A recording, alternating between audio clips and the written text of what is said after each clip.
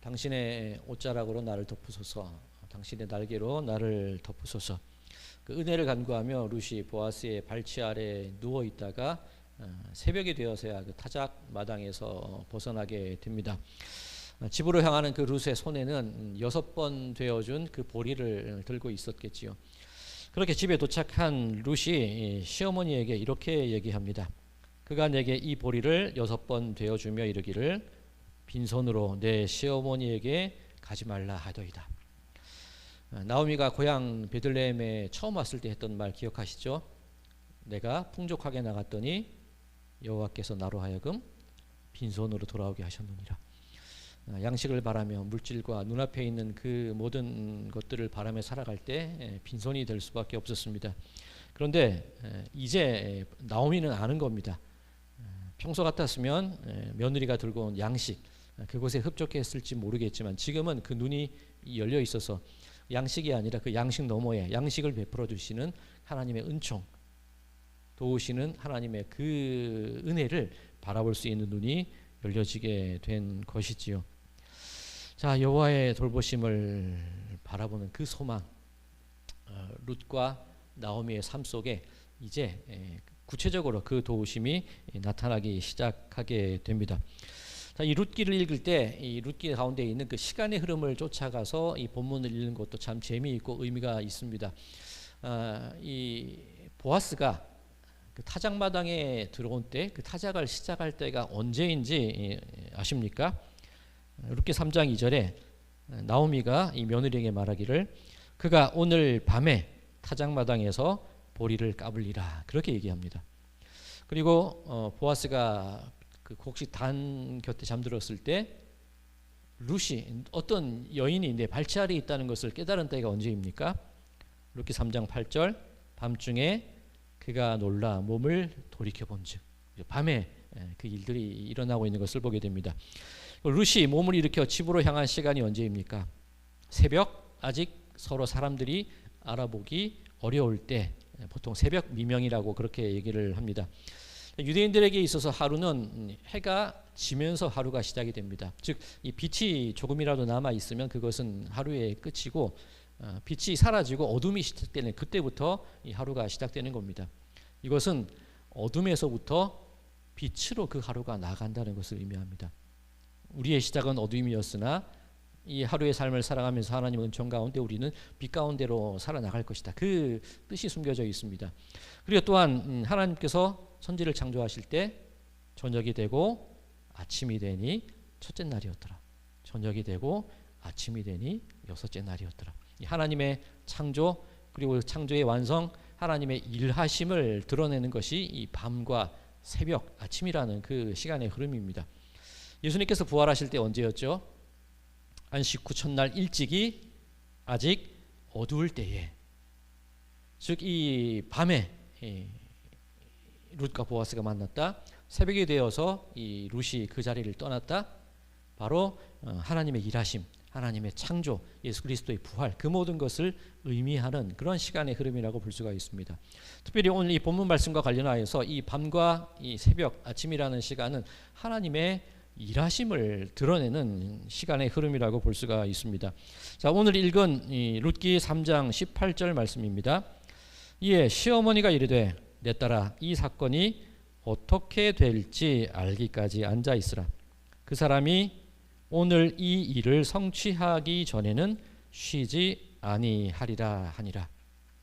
그 사람이 기업 물을 그 일을 행해 나갈 때에 그 모든 것이 이루어지기까지 보아스는 쉬지 않을 거라는 겁니다.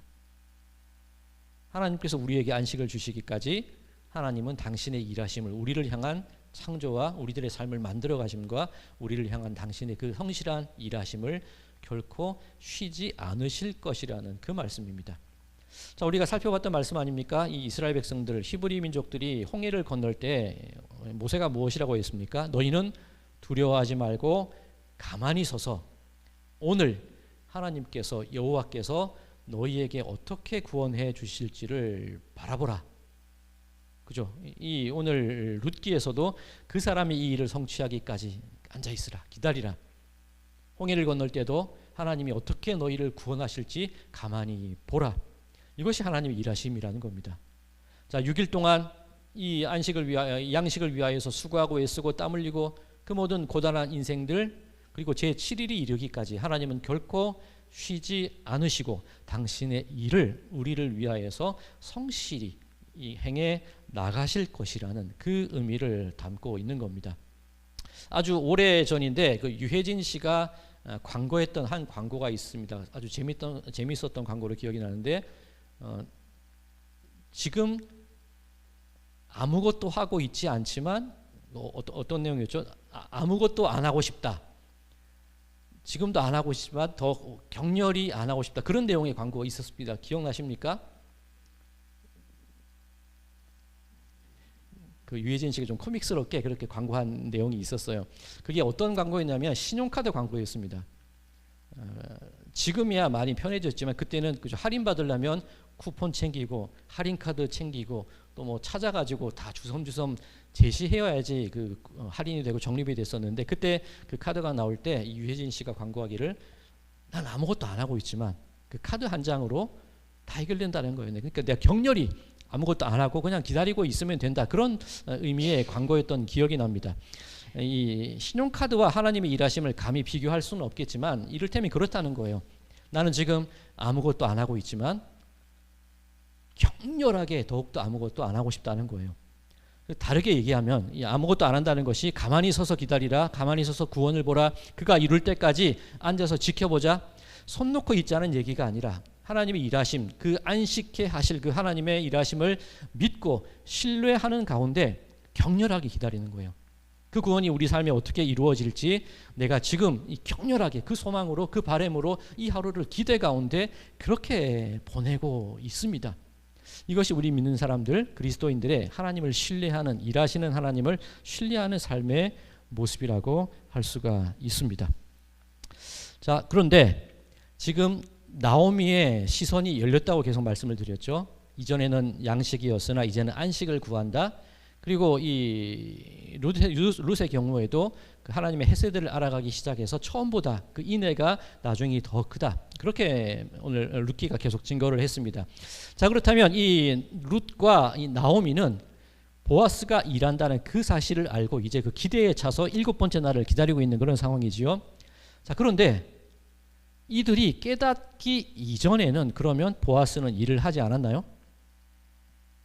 이들이 깨닫기 전에도 보아스는 분명 이 가정을 위해서 일을 하고 있었습니다.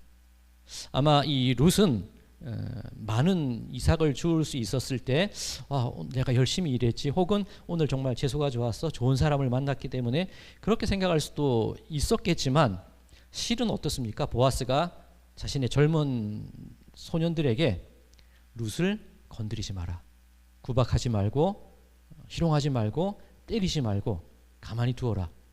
그리고 이삭을 일부러 뽑아서 땅에 흘려놓도록 한 것이 보아스였습니다.